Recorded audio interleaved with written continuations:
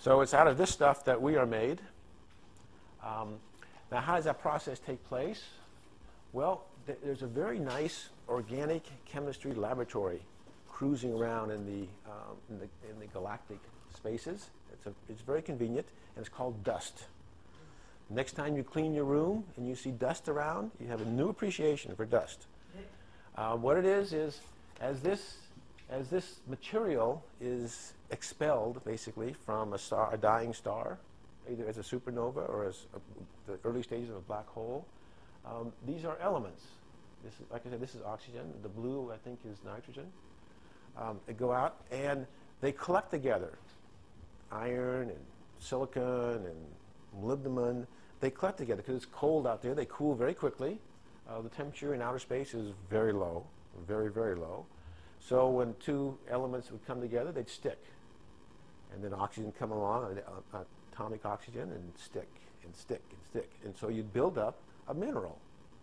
I mean, the minerals are aluminum, silicate. They're all these complicated things. There are elements stuck together chemically, and they collect and they form little tiny particles. Now they don't react chemically because it's very cold, and chemical reactions require some temperature to happen. They don't usually happen when things are too cold. But along comes a photon of light. So here we have this little particle of dust, or a little particle. It's just a conglomeration of these various elements. And it's pretty small. It's about that big, about a millionth of a meter. You know, this is a meter. There's a millionth of a meter. Along comes a photon of light. Smacko hits it and heats it up. Whoa! Now we got hot chemistry. So you get chemical reactions taking place. Oxygen combines with copper, or zinc combines in here and things, but then it cools off right away because it's cold out there. It radiates off the energy. Now you got a lot of time. Time is available out there. You got hundreds of millions of years. You got billions of years. So as these clouds of dust and gases, slowly spread out, they combine more and more. Occasionally a photon comes along, get a little chemistry. And so what you have is, on that dust particle, is a lovely place to make organic chemicals. It's a great place. Organic chemicals tend to be a little unstable at high temperatures, and yet they don't react at low temperatures unless you have a catalyst, which you don't have out there in outer space.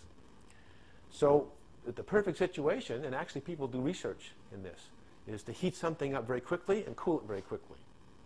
So you heat it up quickly, you get reactions, and you cool them quickly, and they stay stable. They don't decompose. So that's been going on for, 12.5 billion years, 13 billion years of this chemistry in these dust particles. How do we know something like this? Well, actually now we've gone up into space, and you get in a thing, you stick your hand out the window, and you grab some particles and pull them in and take them back to the lab, and you can look at them, and you can actually see these chemicals. But an easier way to do it, so you don't have to stick your hand out the window of a rocket, is to simply look at the tail of a comet. And that's the comets that come by now and then. They're very nice comets. Comets is a big, dirty snowball. It's ice with some dust in it and a few rocks and things. And when the sun hits it, the sun heats it up and makes a nice, beautiful tail go off. And we all saw various comets over the last several years. And you can look at that tail, look in there, and you can analyze the components of it. And I forget which comet it was, but there's something like 70 chemicals in the tail that were observed. And one of them was my very favorite. This chemical, because this chemical is what I did my graduate work on. It was a porphin. And if you know porphin, I know you know porphins. Everybody knows porphins, right? Hemoglobin, chlorophyll, those are porphins. So porphin is a very central molecule to life on Earth. And these porphins were made out there. And they came down here.